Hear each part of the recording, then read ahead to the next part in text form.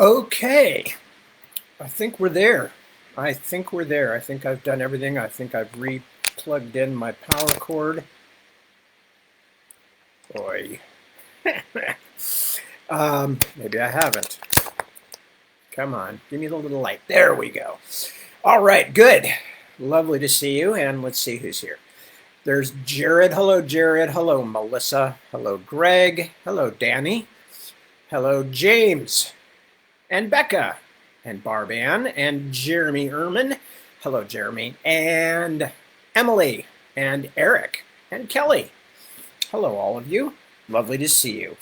Um, I think we're more or less ready to go here. I think I'm just rearranging various things around my desktop, which is getting increasingly cluttered as I spend more and more time in front of my laptop and on my desktop, and so fortunately you guys can't see it. It's horrifying.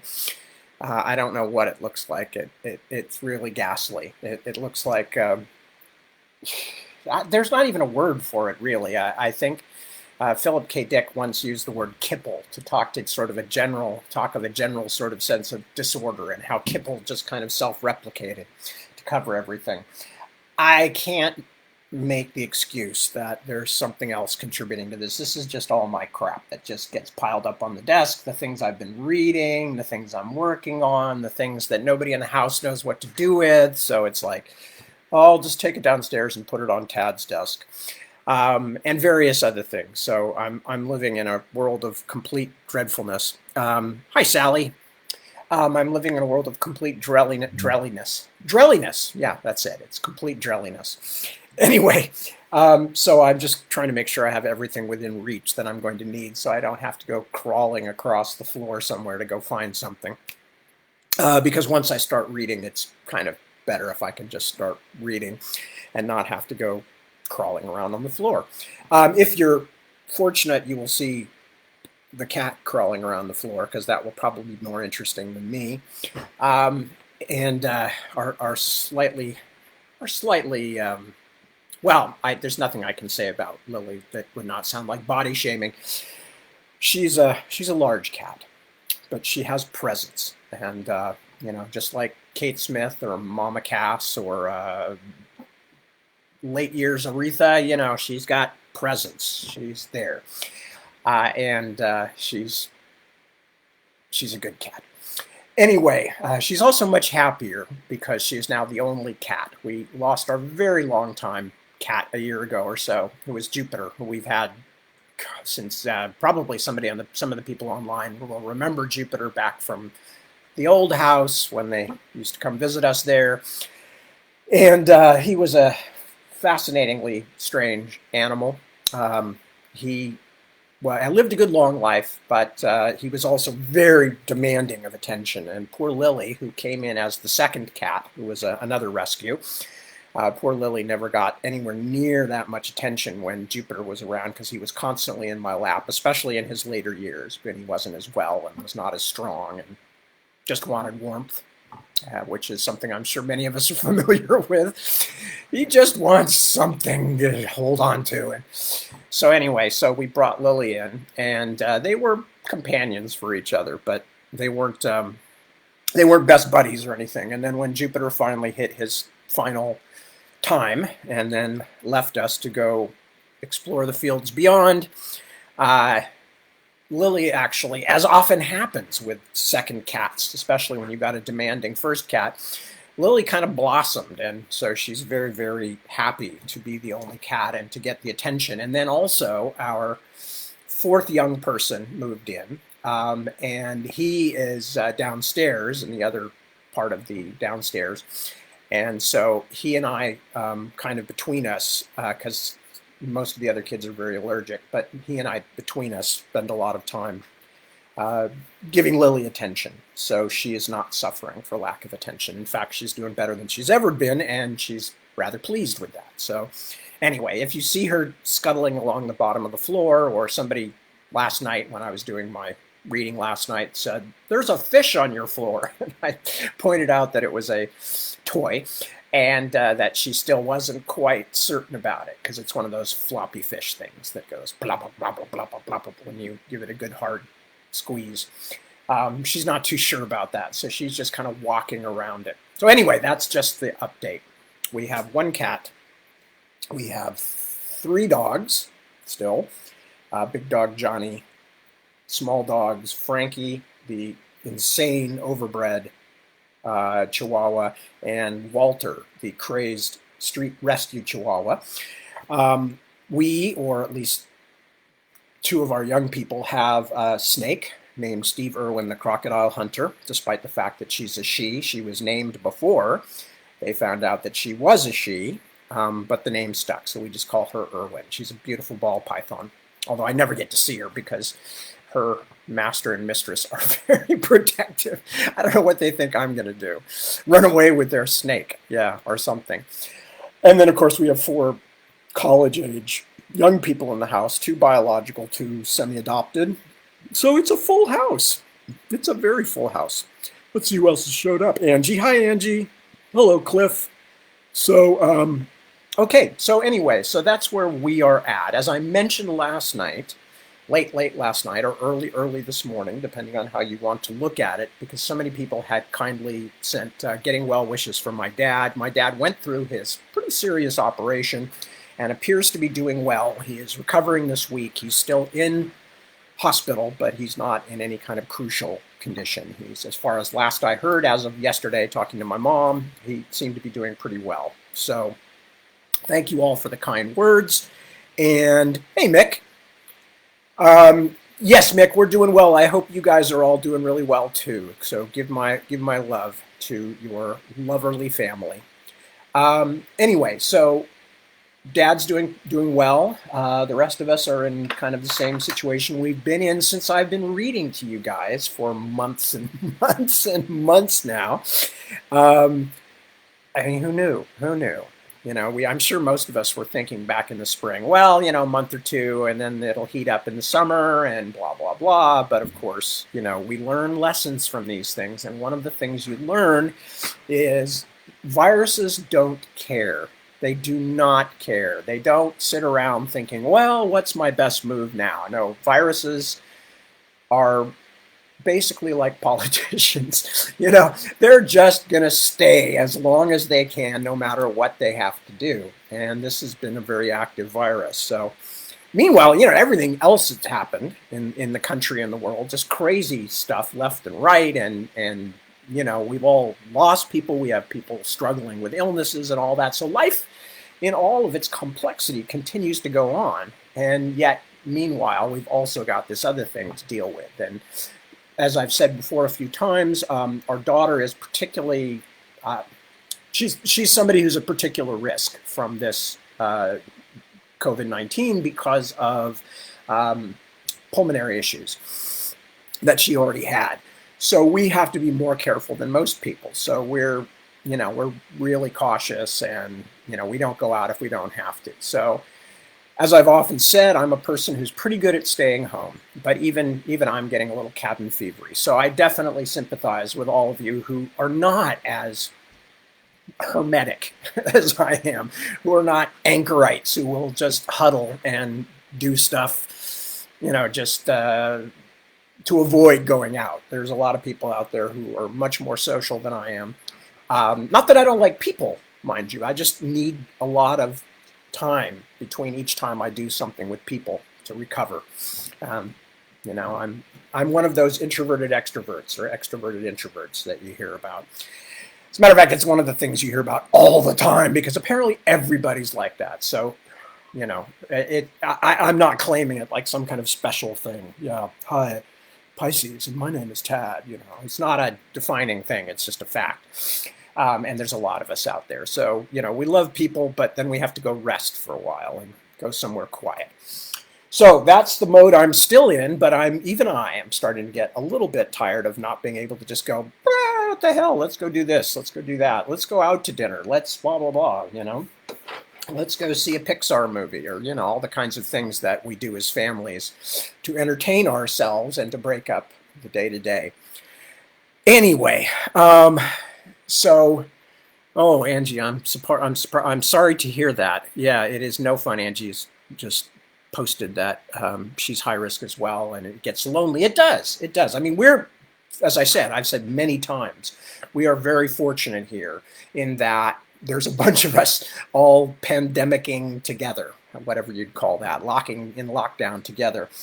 So, and thank God we are a family. So, and by family measures, we get along very well. So we're super fortunate in that sense. We don't fight much. Actually, we hardly ever fight. We don't, get irritated with each other. We all have rooms we can go to and where we can just go like, oh, everything's too much for me today. Um, because my weekends are so weird. I know I'm talking a lot, but I'll get to the reading in a moment. Because my weekends are so strange with a really late night last night, which was actually early this morning. Um, my hours are completely out, so I could just go in the afternoon today and just like take a nap because I was not functioning. I was trying to do work and I was sitting here staring at the screen and realizing that's English. I don't understand English anymore, so I had to get up and just go to the other room and lie down, which is probably one of the reasons I'm so chatty right now, because I've actually had some sleep. Anyway, so just to say, don't feel sorry for me. We are in very good shape, and but you guys have those of you who are not in such good situations, you have my sympathy. Hang in, hang in. Come and share with us. Make new friends. One of the nice things I can say, and I will say this before I begin my reading, um, my readers, or the people who like my work and who I've gotten to know over the years, really super nice people generally. I'd like to think that was because of me. It may just be the look of the draw, the luck of the draw, the look too.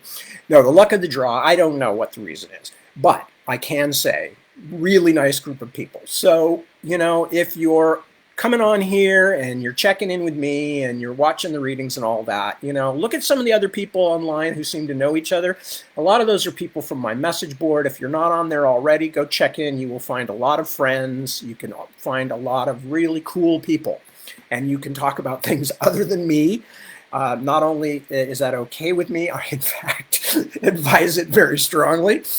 And But there are a lot of good people out there, and it's a good time to find some solidarity with those folks and make new friends that you can hang out with remotely. And who knows? As a lot of the people on my message board found out, and again, I don't claim this is because of me, but as a lot of people on my message board over the years, and now the message board on tadwilliams.com discovered, there are some of these people have become friends for life, for me and also for each other. So please don't feel you're alone. You're not alone. You may be on your own, but that's not the same thing. So anyway, all right. So the last thing that I was reading from The Heart of What Was Lost, The Heart of What Was Lost. The last thing I was reading was about the continuing siege, the attempt by the Norns to break the siege because Akhenabi, the evil Norn Lord of Song, which is kind of the head wizard, I guess, to put it in simple terms, actually rose the mortal dead.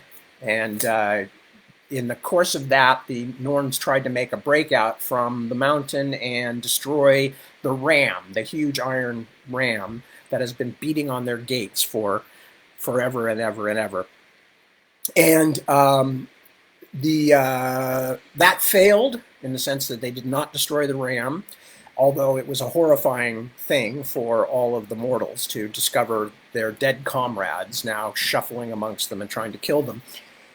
Anyway, after that ended, Ayaminu, the Sitha, announced to his Grimner, the chieftain of the mortals, that she was leaving, that she had accomplished what she needed to accomplish, and she was not necessarily going to be there till the very end.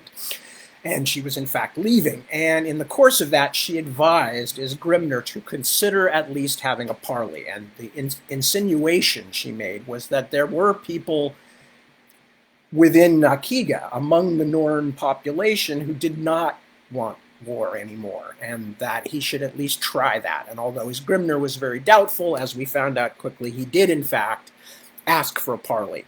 So various folk among the Norns agreed to go out for the parley, and none of them were going to be the highest ranking leaders, except Yarike, who is our one of our protagonists, a Norn protagonist. His boss, Yarike, was going to go out and do that.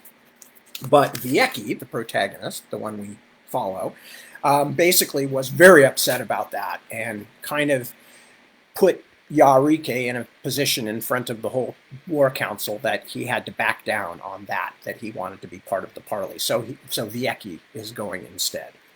But we're not going to hear about Vieki right this moment. We're going back to the mortals, and specifically Porto. News had spread through Duke Isgrimner's army that there was to be a parley with the White Foxes.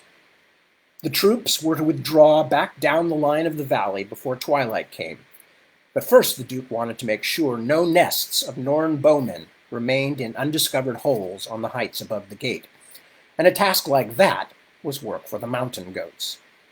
They had already labored long to find and seal all the Norn's escape routes, but the immortals were as crafty and determined as they were hateful. As the cold afternoon faded, Erling Surefoot led Porto and 4 others on a patrol across the lower slopes. For the first hours of the gray day, they found nothing but traces of earlier skirmishes, broken Norn arrows, and remnants of their own camps. The Norns never left the bodies of their fallen behind, so even places where the mountain goats had killed some of the mountain's defenders only days before now seemed to have been deserted for years, and the brooding sky seemed to hang low over their heads. "Make no mistake," said Erling, as they rested on an outcrop and scanned the dark slopes above. "The Whiteskins won't give up. As well expect a nest of snakes to surrender. We'll have to kill every cursed one of them." Porto had already had his fill of tunnel fighting in the Norn passages which they had found and cleared during the weeks of siege. Even when the mountain goats outnumbered the pale things by 12 to 1, the silent, swift Norns were horribly difficult to kill. The idea of trying to clear an entire underground city made him feel sick at his stomach. When they had all caught their breath, Erling led them farther up the mountain. They followed the faint tracks they had made in earlier forays, and if Porto did not quite have the confidence of some of the veterans, his long legs had become strong, and he could move uphill and leap from one perilous spot to another as well as any of his comrades. Thus it was that he was near the front of their small line, just behind Erling, when he saw something flash in a thick copse of trees above and a little toward the southern side of the mountain. The goats following behind took note. Porto tugged at the leg of Erling's breeks to get his attention. When Porto whispered to him about what he'd seen, the leader nodded, then motioned to the group to split into 2 parts.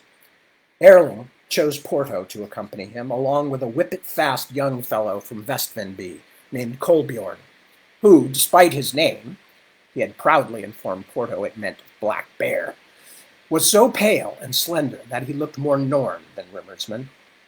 Erling sent the other 2 with the old campaigner Draghi to make their way up behind the trees, while Porto and the other 2 approached from the front. They climbed toward the copse as slowly and as silently as they could manage, crawling on their bellies through snow and over rocks until they had reached the trees. Unlike his fellows, Porto did not carry a bow. Several attempts to teach him to shoot had failed to convince him it was worth tripping over it. So he unsheathed his sword and stayed as low as he could behind Erling and Kolbjorn. They paused frequently to listen and look for any sign of movement where Porto had seen something gleaming, but when the wind slowed, the mountainside seemed utterly silent. At last they reached an overhang of stone just below their target, where they sheltered for long moments, waiting for the wind to rise again. When it did, Erling motioned to them both, then scrambled up over the top and charged into the clearing with Porto and Kolbjorn just behind him. The open space between the pines was empty. Nothing but muddy scrapes on the ground, half covered by snow, to show anyone had ever been there.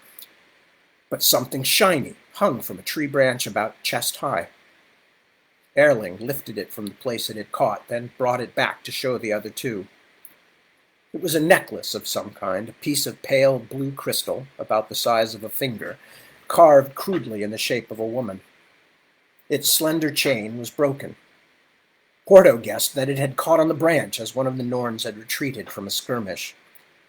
He leaned nearer and saw that what had first appeared plain and even crude was instead beautifully simple. Each angle was perfectly shaped, and the closer he looked, the less he could make out what it was supposed to be. Erling held his hand out, proffering the necklace. "You saw it, Southerner. It's yours." Porto's first desire was to step back. Although in some ways the thing was beautiful, how brightly it would glimmer against Sida's breast when he brought it home to her. It was alien, too. Just looking at it filled him with a sudden fierce pain of homesickness. Someone shouted in alarm from beyond the trees, a ragged, rising cry that ended abruptly. Even as Porto and his two companions turned from side to side, trying to judge the direction it had come from, another voice shrieked out a single word. "Hona!" It took Porto a moment to understand, but then terror came. It was a Rimmersgard word he had heard before, and always to his sorrow. Giant. It meant giant. A terrible crash, loud as thunder but far closer. Then suddenly, trees were falling everywhere around them.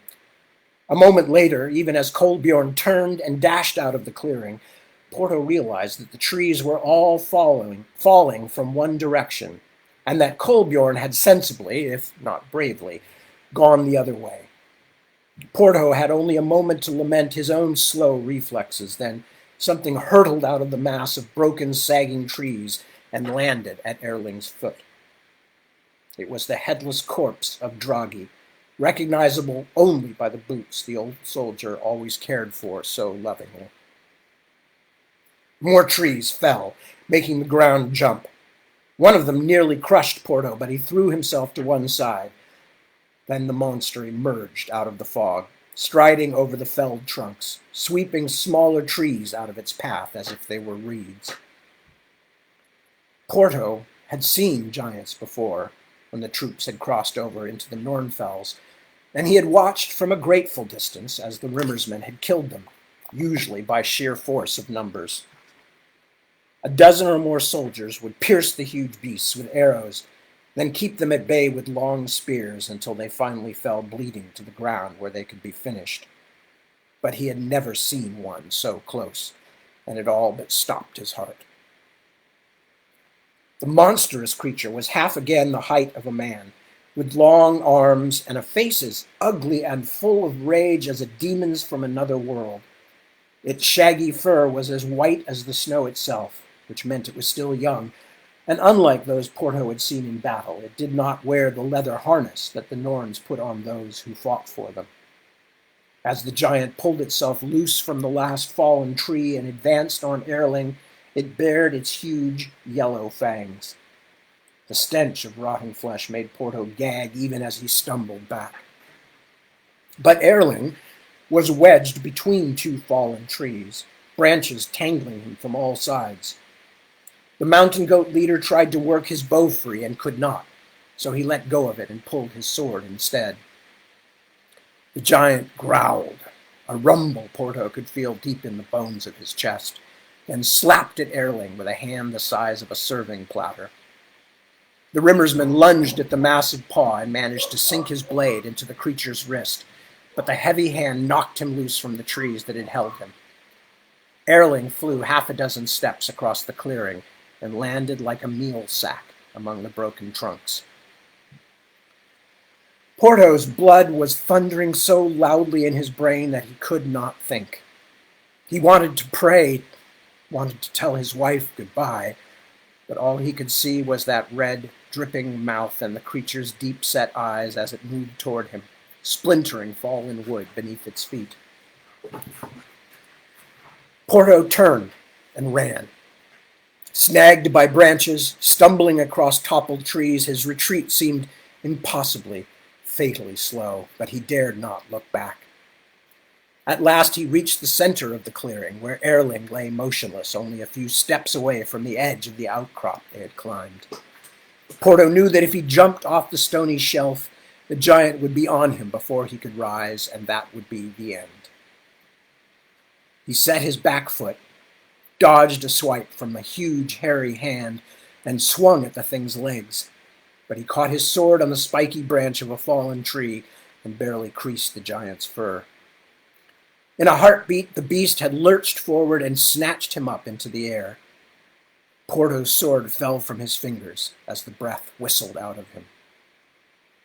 Yellow teeth grimaced only inches from his face. Tiny eyes peered out at him from under the bony shelf of the monster's brow, and in that moment of ultimate, dreamlike terror, he could see something looking back at him, a mocking intelligence in the giant's inhuman gaze that was almost worse than anything else. Then the creature's hot, putrid breath blasted him as it let out a sudden, deafening roar. Porto was flung to the side so hard he bounced, the world turning up and down, whirling around him until it seemed almost like a dream. At last he stopped rolling and lay flat. Airless, he gasped and choked, struggling to fill his burning lungs and to rise before the monster seized him again. But the giant was doing some kind of bizarre dance and seemed not even to notice him. Instead, it whirled in place, flailing its huge arms and roaring so loudly that the branches on the remaining trees shook and rattled. Something was dangling from the giant's neck, though Porto could make little sense of any of it. His air was out, his sight was going black, and no matter what he did, he could not seem to suck anything into his straining chest. Still, he could not help thinking that it looked almost like the giant's throat was pulsing blood. Another shape joined the dance, tiny, slender, and swift. It was Kolbjorn, and he held a long, crooked spear in his hand. As a little air began to creep back into Porto's starving lungs and his vision cleared, he saw that the thing wagging in the monster's gorge was also a crude spear. As the monster spun and contorted, trying to dislodge that weapon, Kolbjorn kept stabbing at him with his other spear. The young Vestaman had not run away after all, but had found fallen branches and hastily carved the ends into sharp points. Porto could not leave Kolbjorn to fight and die alone.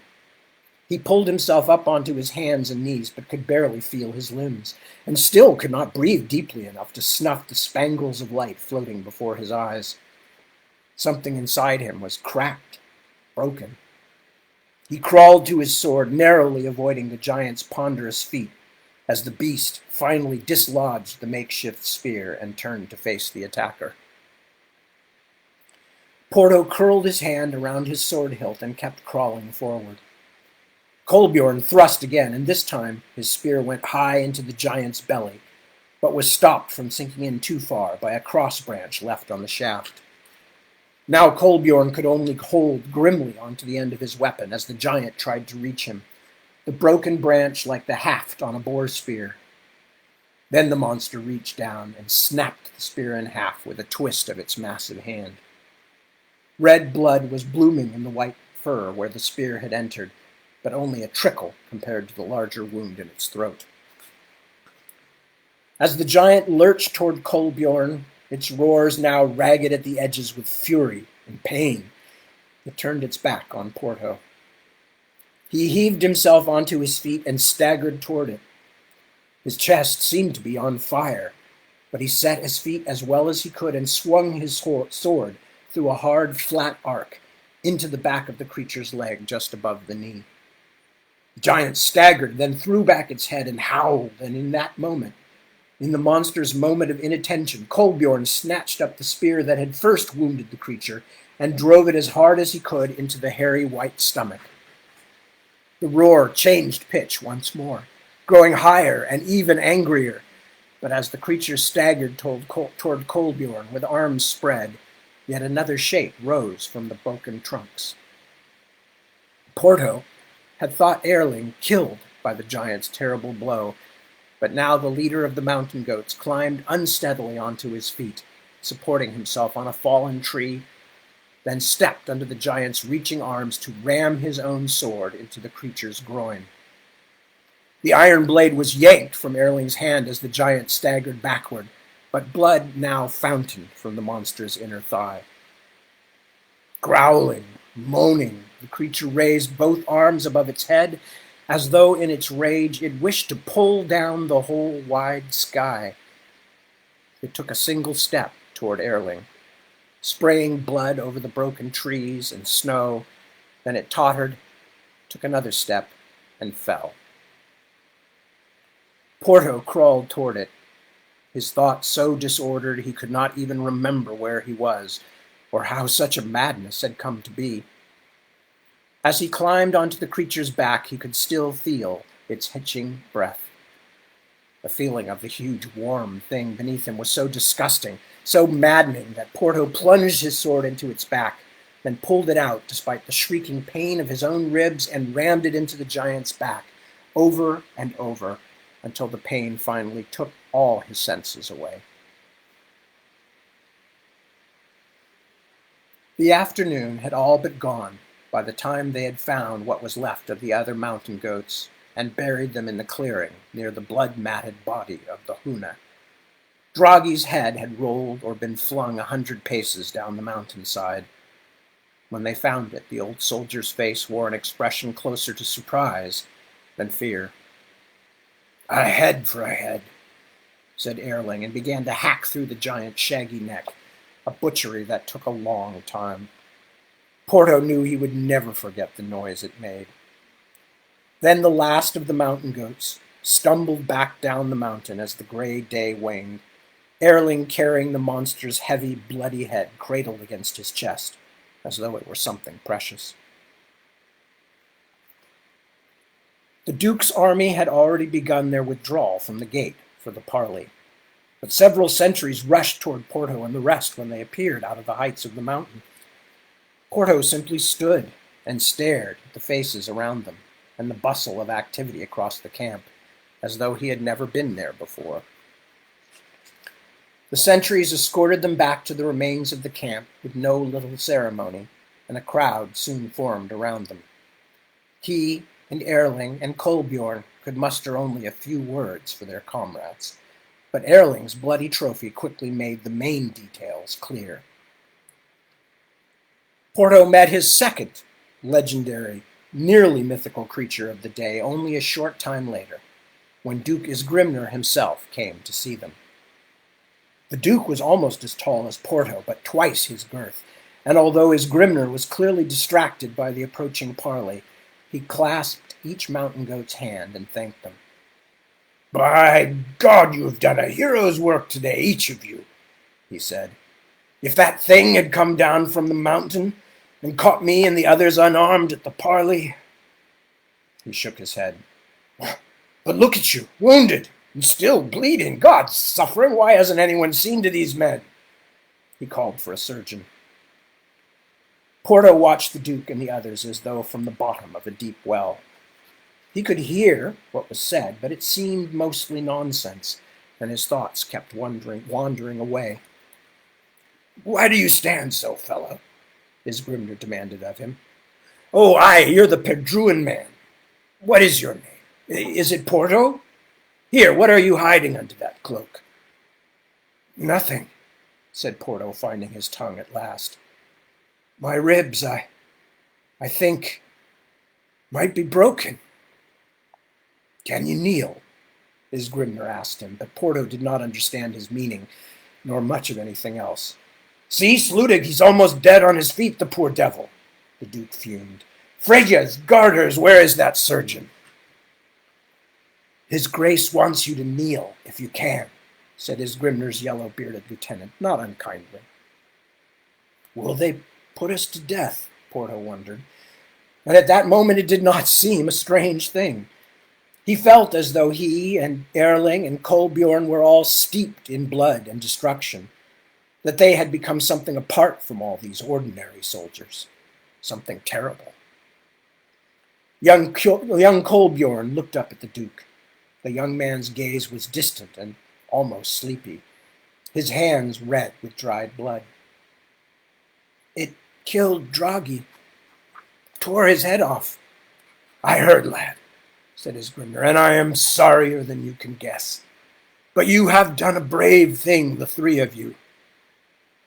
We were 6 when we went up, said Erling, still clutching the giant's head like a treasured heirloom. And we will say prayers for your brave brothers tonight, I promise, the Duke said. But I have the authority of the king and queen of all the high ward, and you will be knights for this. Porto tried to lower himself to his knees, but the pain was so fierce in his chest that he swayed. Sludig, help that man, the Duke said, and the yellow-bearded one clasped a strong hand around Porto's arm and let him down slowly. Isgrimner began to speak words that Porto could only partly hear, because a red noise was rising in his skull that seemed loud as a rushing river. He heard the names of King Saelman and Queen Miriamel, and wondered why he did not entirely remember who they were. In his weary mind he imagined them as Isgrimner's masters, monarchs of the far north, sitting on thrones of ice, both swaddled in furs and jewels. Something touched him. It was Isgrimner's great sword Kvalnir, and it moved gently from one side of his head to the other, tapping each shoulder. Then I name you champions of the high ward, the Duke said, and lay on you the charges of knighthood. Arise, Sir Erling, Sir Kolbjorn, Sir Porto. But Porto could not manage to get up, until the yellow-bearded one named Sludig helped him. He felt like a newborn colt, his legs shuddering sticks that could barely hold his weight. The Duke was already being called away to other duties. A surgeon had arrived, his pack full of linen bandages and salves. Erling was still clutching the giant's bloody head and would not let anyone take it away from him.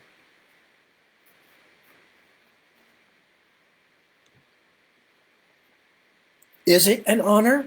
His wife had demanded. Or does your master mean to see you killed? Even now, as he approached the crowd waiting at the ancient gatehouse, Vieki could not guess at the true answer. He had not admitted to Kimabu that he had probably destroyed any chance of succeeding Yarike as magister. Vieki had the courage to face the Northmen hordes, just barely, but not enough to admit his foolishness to his wife. As it was, she had bidden farewell to him at the door of their house, stone-faced and dry-eyed, as though she had already been widowed for many seasons.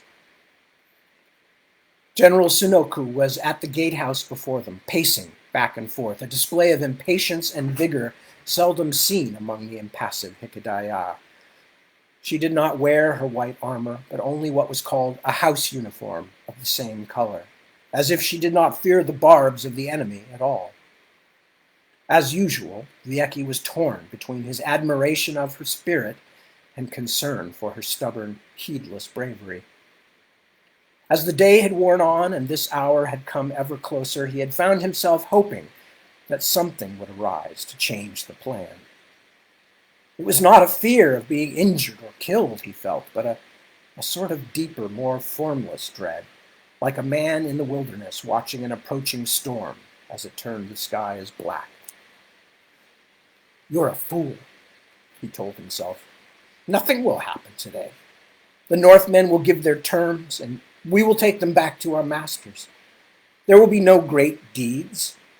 Sunoku has sworn to abide by the council's will, and whatever else she may be, however uncommon she may be in our dark, quiet world, she is no traitor. Vieki joined the other two legates, rune-faced Nijika of the Singer's Order and a thin, small-statured celebrant named Yayano of the Pointing Finger, kin to Tsuneyabe and a powerful noble in his own right. Together they followed Sunoku through the echoing gatehouse. The general seemed to want to waste no time. Before they had even reached the gates, which were heavily patched and barricaded on the inside, the hasty work of High Foreman Naji's crew of builders, Sunoku was already signaling to the guards to open them. As the bars and bolts were drawn from the sally gate, and the sacrifice guards moved into close order to prevent mortal trickery, Vieki and the other legates all stood silently. At last the pulleys creaked, the heavy witchwood timbers groaned, and the tall but narrow sally gate swung open. Even under dim twilight, it seemed bizarre to see the sky again. Vieki had been back inside Nakiga long enough to regain the feeling that stone above his head was the natural order of things. The great gray expanse of clouds outside the mountain seemed almost too vast to bear, as if something monstrous had torn off the top of the world. The rocky slopes on either side of the gate seemed to stretch out forever. A dozen Northmen waited in the no-man's land beyond the gates, behind and a bit to the side of their great ram, which had been left in place as a reminder, Vieki did not doubt. He turned to look back at the gates and saw the great dints in their stony timbers, as well as all the places the metal bracings had buckled under the repeated pounding. Most of the ornamentation had long since been smashed into fragments.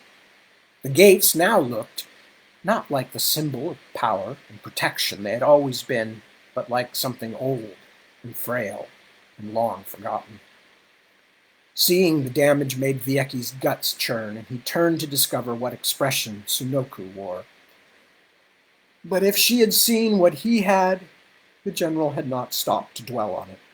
She faced the mortals squarely and began to walk toward them.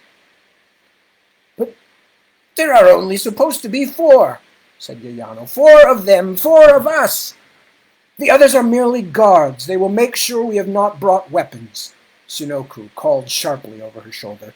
"By the garden that made you, show the mortals no fear." She stopped a few steps away from the bearded Northmen, who stared back at the Hikidaya as though they were something entirely unknowable. Sunoku spread her arms and stood with her feet wide apart. It took a moment before the guards realized she was waiting for them. Half a dozen burly Northmen now came toward her, creatures Vieki thought more like stubby mountain goats. Half a dozen burly Northmen now came toward her, creatures Vieki thought looked more like stubby mountain giants than people. These gross mortals ran their hands over Sunoku's body, and one of them said something to his fellows, which provoked a nervous laugh from a few of the others. "I speak your tongue well enough," Sunoku said, "and in any case, you should know that I do not need any weapon to end you. I could do it with my hands alone, and you would be dead before you fell." The Rimmersmen were war-hardened killers, who gave no obvious sign of having heard what she said, but Vieki's keen eyes saw the tightening of their muscles, the narrowing of their eyes. When the Hikidaya legates had all been searched, the mortal guards retreated to one side. The biggest of the waiting Northmen waved them back even farther. They obeyed him, but with the unhappy look of dogs kept on too short a rope. Vieki thought the large one must be their leader, Duke Isgrimner. His beard was not quite so long or full as the others. The shortest of the mortal captains had a trail of whiskers so lengthy it was tucked into his belt. But everything else about the Duke seemed oversized. His chest was broad, his belly even more so, and Vieki thought he looked like a creature who could not control his appetites. His face was broad, too, with a tinge of choleric red, but the man's eyes were shrewd and strangely calm. "Well, my lady, we meet at last," said the Duke in a deep, rumbling voice. "I fear none of us can speak your tongue. Can we trust you to translate our words fairly to your people?" "As I said, I use your tongue well enough for this day," said Sunoku. And although I do not know all its twistings and turnings, I do not think in any case that I am anyone's lady. I am Sunoku, Sate Iora, host general of the Queen's sacrifices, and I speak for my lord Muyare, the Queen's high marshal. Speak your terms so that we may get on with this. Miss Grimner's mouth curled in what might have been a smile. Very well. You see that we have come in good faith, as we promised, on our love for our God. Neither my companions nor myself are armed.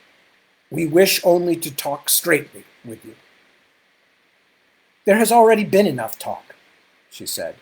State your terms.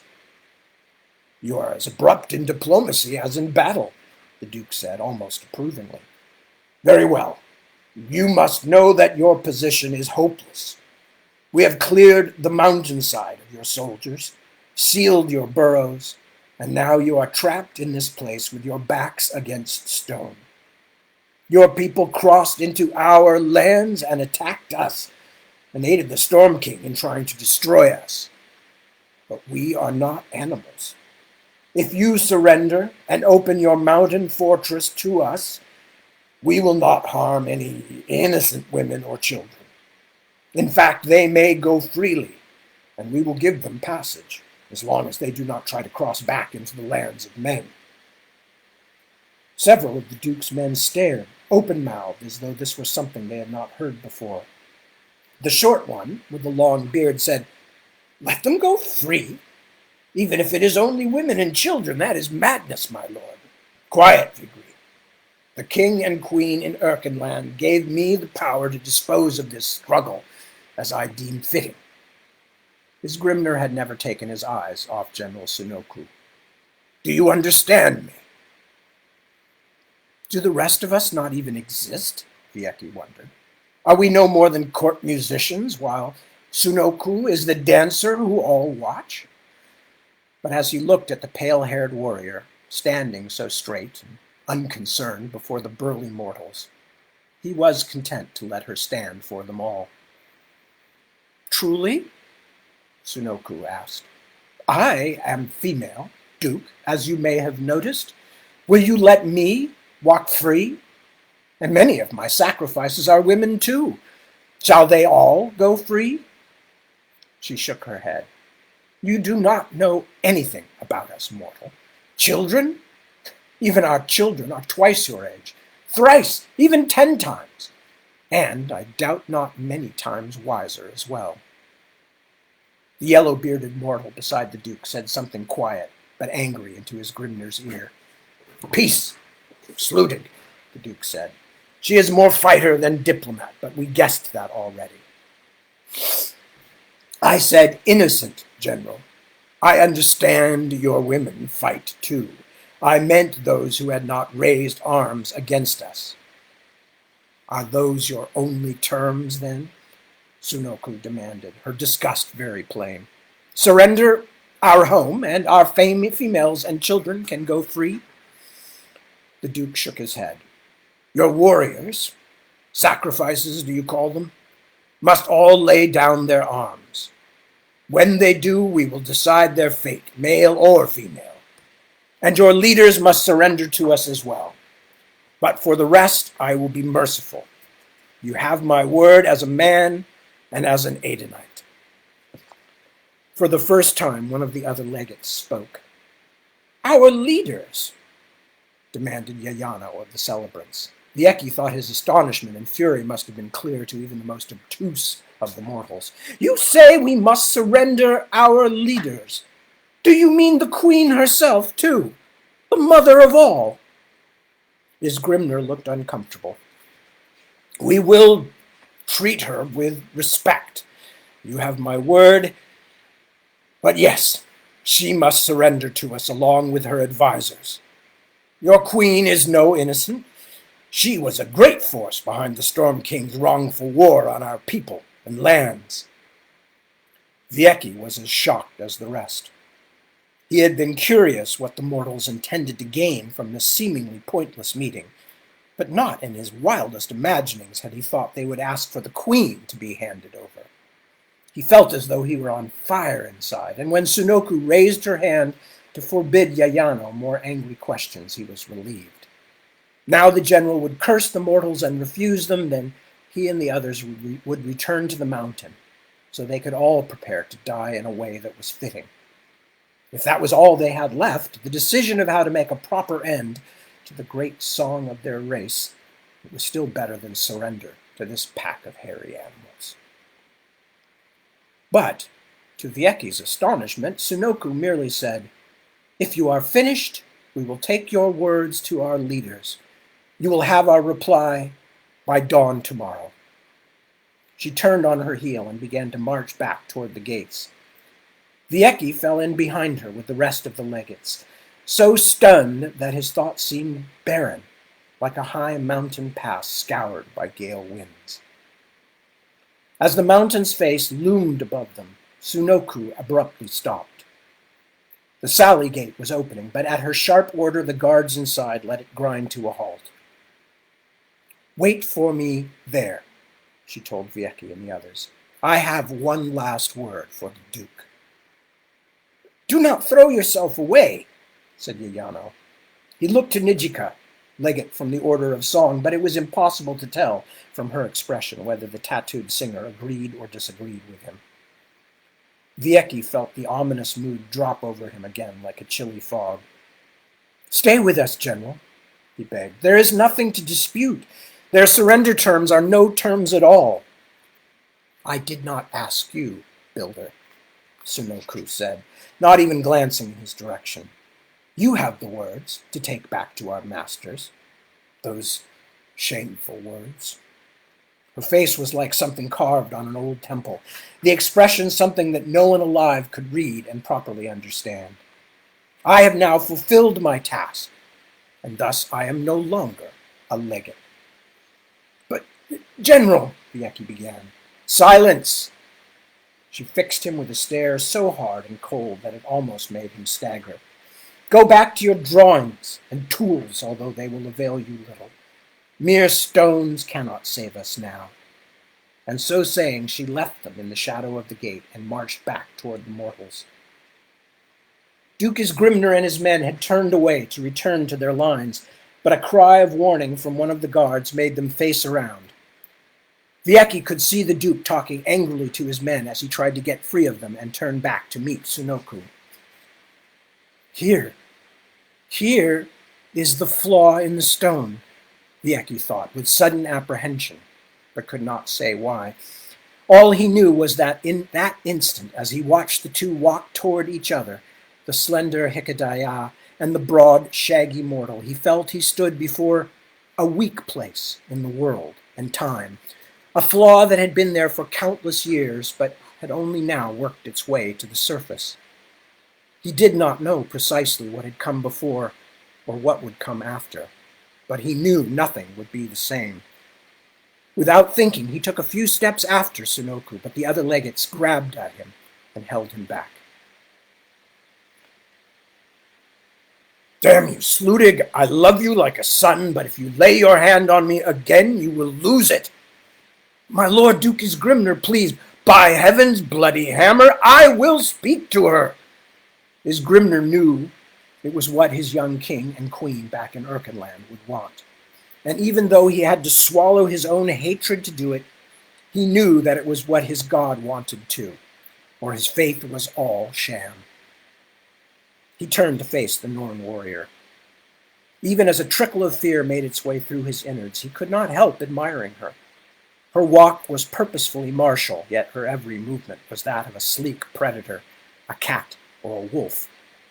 The Duke was twice her size, but Grimner had seen the Norns fight hand to hand, and he knew that if it abruptly came to blows, he would be hard-pressed to keep himself alive until his men could help him.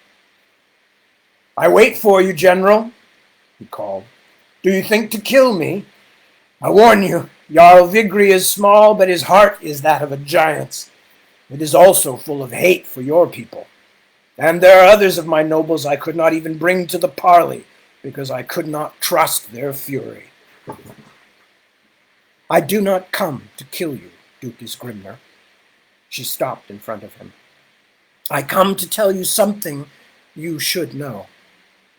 The Hikedaya will never surrender, either our mountain or our queen. Never. Then why the hurry to inform me? Tomorrow at dawn would be soon enough. Our task will still be the same. The fairy woman stared at him for long moments. Isgrimner did his best to hold her eye calmly, marveling that he should have to steady his knees in the face of a slender woman more than a head shorter than himself.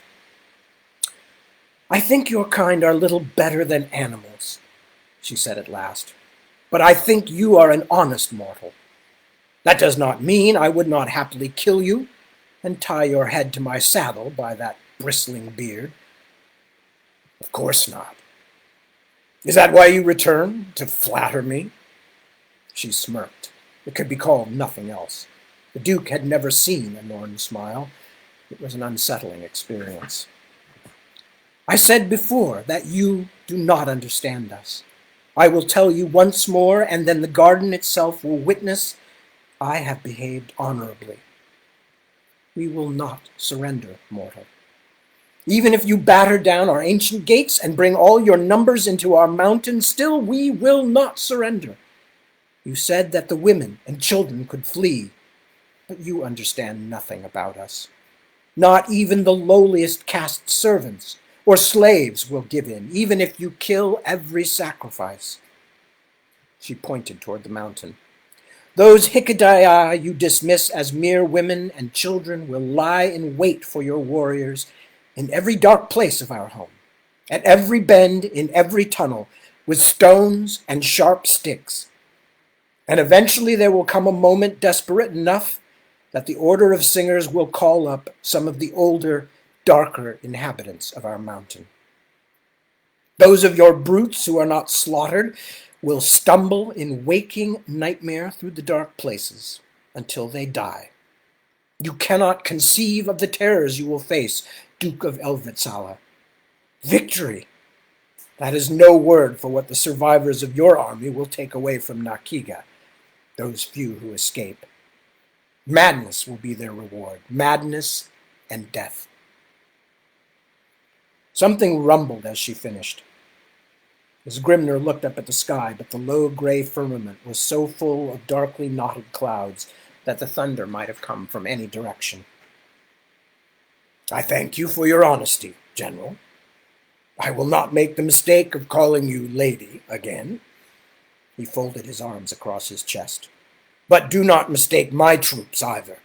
They are fierce fighters all, hard men. They have faced your kind many times already, and do not fear them, and they have many losses to avenge. Sunoku looked at him again. The Duke thought he could see something moving behind the bland face, a hint of what almost looked like surprise. Losses, she said, her voice cold as the sky. Losses, you say? I saw 100 of my best sacrifices die before my eyes at Azwa. I saw my foreparent, our greatest general, pulled down and swarmed by your rabble. I found his body in pieces. Azwa? You mean the Hayholt? Isgrimner fought down his own anger. My son and heir died there at your people's hands. My son! And Thane Brindur's son was burned alive by your troops only a short time ago. Remember? We could hear his screams all over the battlefield. The sky rumbled again, and this time even the ground seemed to shudder. Isgrimner wondered if the Norns were working some foul new weather magic. Was he being stalled? What other reason could this hard-faced killer have to trade words with him after their business was plainly finished? Then we both have little reason to speak more, she said. Strangely, she seemed almost relieved. We are finished here. I suppose we are, said Isgrimner. But I would ask one more question. You are brave, General, maybe even more than the rest of your fierce race. I knew that from the first moment I saw you. I do not expect any pity from you for my kind, but is there no pity in you for your own people? Would your pride condemn every one of them to death? It is not pride, Duke Isgrimner. My people are everything to me.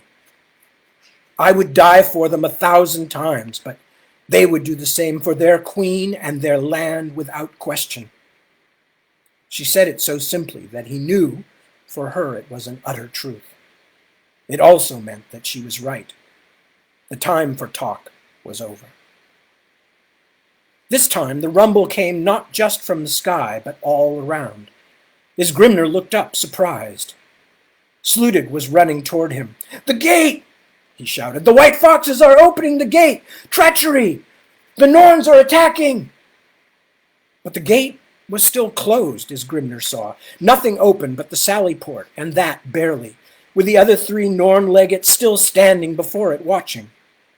He looked to Sunoku, but she seemed as puzzled as he was. She stared up into the sky for a long, searching moment before turning toward the great bulk of the mountain. Sludig reached his Grimner, grabbed his arm, and yanked so hard that the Duke almost fell. Another guard reached him too, and the 2 of them began to wrestle him back toward the Rimmersgard lines. "Hurry!" Sludig cried. But no force of Norns were issuing from the gate. It was still closed, though the noise was growing louder all around, deafeningly loud, like the hooves of 10,000 mounted riders or more. Stumbling backward as his men pulled at him, Isgrimner looked up at the mountainside and saw a massive cornice of stone far above the gate abruptly break loose from the slope's evening-darkened face with a crack louder than a thunderclap. It began to shudder and slide downward, breaking into pieces as it came. "The mountain!" Isgrimner cried. "By Dror's mallet, the mountain itself is falling!" The first great pieces of stone smashed down around the gate, digging huge gouges in the snowy ground, throwing up splatters of mud. A massive length of stone had come loose from the mountain face directly above the gate, a piece of rock big enough to hold a good-sized Rimmersgard town. It broke into pieces as it shuddered and scraped its way downward. Men were screaming and shouting all around. Isgrimner himself might have been one of them, but the roar was growing louder by the instant, and he could not tell. The rumble became a deep, rasping growl that seemed to shake every bone in his body until he thought they would shatter, and yet, astonishingly, his feet were still under him. Isgrimner was half running, half staggering toward his troops, when suddenly his legs were swept from beneath him, and he fell heavily, face down into the mud. Then something shook the ground so brutally that he was bounced up into the air and flipped over onto his back. He saw a black boulder the size of a house cartwheel toward him down the sloping side of the valley, but he could not move because Sludig was clutching his legs. The great oblong stone bounded past them. It hit the looser soil of the valley floor and teetered up on one end for a moment, then fell back, crashing to the ground in an eruption of snowy earth and small stones just a scant dozen yards from where the Duke and his rescuer Sludig lay. Shards of rock as big as Isgrimner himself rained down around them, but the Duke could only cover his head and stare back at the mountain. As the last and largest chunks of stone tumbled down the steep mountain face, some of them 100 cubits or more in length, Isgrimner thought he saw the pale form of the Norn general Sunoku, still standing in the same spot where they had last spoken, facing the mountain as unmoving as if she had been God-struck. Then the great sliding mass of stone came down where she stood, grinding and crashing, and she was gone. For long moments afterward, the noise echoed along the valley like the groan of a retreating storm. Then at last it was silent. The ancient gate and the entire lower front of the mountain had vanished from view, buried under uncountable tons of black stone, a monstrous mass of ship-sized boulders and crushed and broken rock piled far up the mountain slope. Isgrimner wiped his face. His hand came away bloody, although he felt no pain. Sludig crawled up beside him. The Duke could hear screams from the troops who had been crushed beneath the outer edge of the rockfall, but had not been lucky enough to die. But from the mountain, from the city of the Norns, there was only the near silence of settling stone and the occasional patter as a rock bounced down the piled rubble until it found a resting place. "Duke Grimner?" Sludig asked, pulling at his arm. His Grimner could barely hear him, his ears still deafened. "Do you live? Are you badly hurt?" His Grimner stared at the blood on his fingers as though it were something he had never seen before, then lifted his eyes to the grave, silent stillness of the mountain, which stood wreathed in stone dust and swirling snow. "It's over," his Grimner said, though his mouth was so choked with dirt he could barely form the words. Despite everything else, he could only think of the pale shape of the warrior Sunoku, her back straight as a sword blade while she waited for death. He spat to clear his tongue. "God save us all, Sludig. We will never clear that. And they will never escape. The war is over." And that's where we're stopping for tonight. We ran a little bit over, so thank you for your patience, but that's in part because I took a long time babbling. Anyway, so because we've gone over quite a bit, I am going to make this very quick, but those of you who can, come and join me for the last section of the book, which we will be starting next Sunday at 2 a.m. in the morning. Or, as I always say, you can find it either on tadwilliams.com, on YouTube, or on any of my social media pages, Facebook, Twitter, all that stuff. Until that time, why don't you all continue the way you are, staying healthy and presumably or hopefully happy, and helping to take care of those around you. And as I said, if you're feeling lonely, reach out. There's a lot of cool people. There are a lot of cool people here today, but there are a lot of cool people around you as well, I'm sure, that can be of help to you, and you can be of help to them. And that's my suggestion. So take care of each other.